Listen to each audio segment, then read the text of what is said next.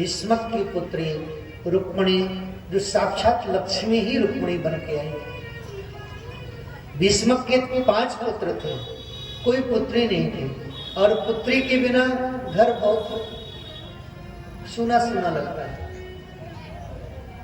पुत्र होवे और पुत्री ना हो तो थोड़ा सूना सूना लगता है, माँ को भी लगता है सूना सूना घर। पुत्री माँ के पास में रहती है, इसलिए महाराज भीष्म दुखी रहा करते थे। पुत्र तो है 5 लेकिन पुत्री नहीं है। भगवान भीष्म की सुनिए, एक दिन सरोवर में स्नान कर रहे थे, सूर्य भगवान को अर्घ्य दे रहे थे, और सामने कमल के पुष्प में एक सुंदर कन्या का दर्शन हुआ। महाराज भीष्म ने उस कन्या को गोद में लिया, बहुत सुंदर कन्या थी, और उसको अपनी पुत्री मान करके उसका लालन पालन किया। वही रुक्मिणी है। कन्या बहुत जरूरी है। एक सेठ जी थे, छोटी सी कथा है, सुन लीजिए। बेचारे सेठ जी के कोई 5 बेटा थे लेकिन बेटी नहीं थी। सेठ जी बेचारे दुखी रहते। एक बेटी होती तो मेरे पास में, मेरे गोद में बैठती, मैं उसको लाड़ प्यार करता। बेचारे बहुत बड़ा व्यापार था, सब कुछ था, लेकिन पुत्री के बिना दुखी रहते थे सेठ जी। एक दिन महात्मा आए थे और महात्मा जी के सामने उन्होंने अपनी बात कही, महाराज मेरे जीवन में सारे सुख हैं, लेकिन बस एक दुख है कि मेरे कोई संतान पुत्री नहीं है। संत जी ने कहा, भैया जो वस्तु का अभाव हो उस वस्तु को राधा के को ले लेना चाहिए। पुत्री नहीं है तो पुत्री राधा मान लो, राधा को पुत्री मान लो। तुम्हारी कोई पुत्री नहीं है तो राधा को बेटी मान लो। शेठ जी के मन में बात जम गई और शेठ जी ने राधा को बेटी मान लिया। बेटी मान लिया कि राधा रानी की सुंदर तस्वीर मंगवाई, और जिस कक्ष में विश्राम करते थे अपने सिरहाने बढ़िया तस्वीर लगवाई। अब शेठ जी जब भी शयन करने जाएं तो राधा बिटिया का स्मरण करें कि मेरी एक बेटी है राधा। जब कोई कहे कि तुम्हारी कितनी संतान, तो शेठ जी कहें 5 बेटा है, 1 बेटी है राधा। एक दिन की बात है कि घर में मनिहारन आई चूड़ी पहनाने के लिए। तो सेठ जी के 5 बहुएं थी, 5 बहुओं ने चूड़ियां पहनी। जब 5 बहुओं ने चूड़ियां पहनी तो उनकी चूड़ी पहनने के बाद एक लाली आई, बिटिया, और उसने भी मनिहारन को अपना सर ढके हुए चूड़ी पहना रही थी। राधा को भी चूड़ियां पहनाई उस मनिहारन ने। अब जब पहना करके चूड़ियां सेठ जी के पास गई कि महाराज हमारी चूड़ियों का पैसा तो दे दो। सेठ जी ने कहा, कितनी चूड़ियां पहनाई हैं? उस मनिहारन ने कहा, सेठ जी मैंने 6 जनों को चूड़ियां पहनाई। सेठ जी ने कहा, मेरे घर में 6 कोई है नहीं, 5 बहुएं हैं बस। मनिहारन कहे, नहीं सेठ जी मैंने 6 जनों को चूड़ियां पहनाई। सेठ जी ने कहा, तुम झूठ बोलते हो, 5 बहुएं हैं मेरे घर में, 6ठा कोई है नहीं। सेठ जी ने उसे पैसा नहीं दिया, और सेठ जी ने कहा, मैं घर में जाके पूछूंगा पहले बहुओं से, इसके बाद तुम्हें पैसा दूंगा।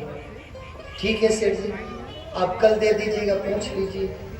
सेठ जी जब घर गए, बहुओं को बुलाया, सभी से पूछा, क्यों बेटी तुमने चूड़ियां पहनी है? सभी ने कहा, हाँ पहनी है।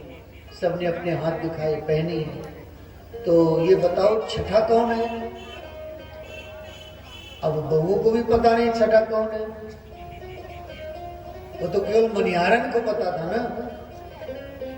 सेठ जी ने कहा, वो मनिहारन झूठ बोलती है। और जब रात्रि में विश्राम में गए सेठ जी, तो स्वप्न में राधा रानी आई।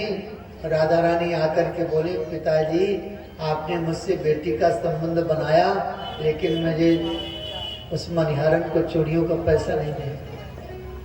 मैंने अपना समझ करके कि मेरे पिता का घर है, मैंने चूड़ियां पहन ली और आपने उस मनिहारन को झूठा कह के उसको पैसा भी नहीं दिया।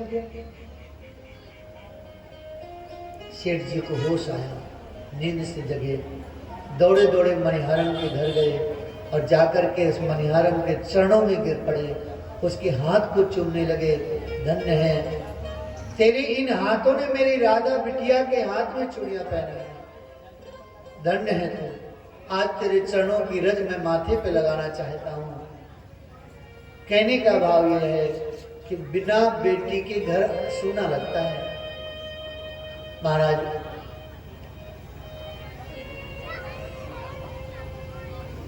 भीष्म के एक पुत्री रुक्मिणी विवाह के योग हो गई और विवाह करने का इच्छा महाराज भीष्म की कि कृष्ण के साथ विवाह करें।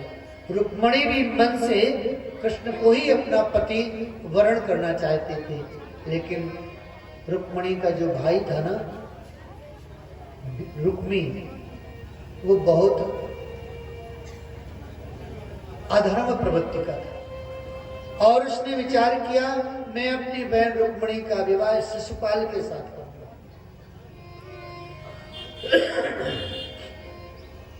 शिशुपाल को कहा कि तुम बारात लेकर के आओ, हम अपनी बहन रुक्मिणी का विवाह आपके साथ करेंगे। रुक्मिणी बहुत दुखी हो गई, रुदन करने लगी।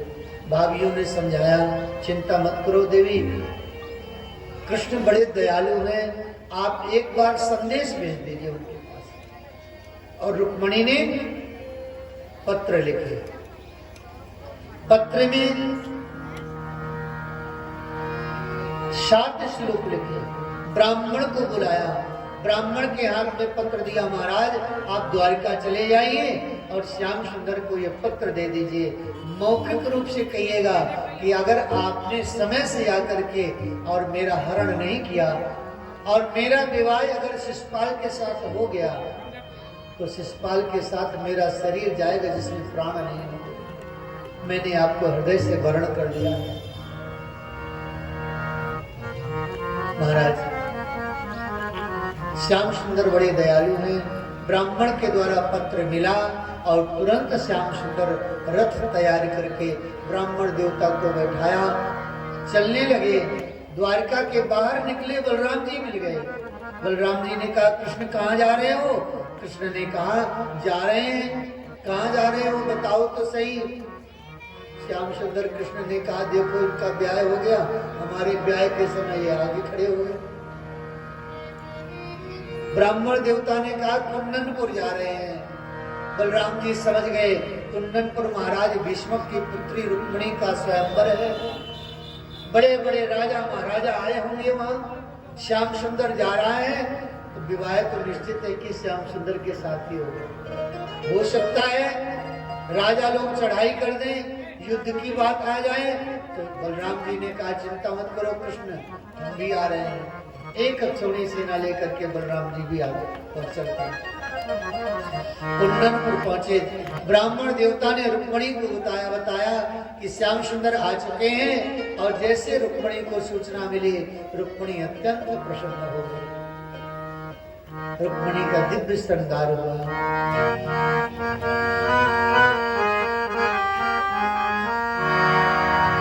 रुक्मिणी जी का श्रृंगार करके और रुक्मिणी की सहेलियां रुक्मिणी को लेकर के गौरी पूजन के लिए नगर के बाहर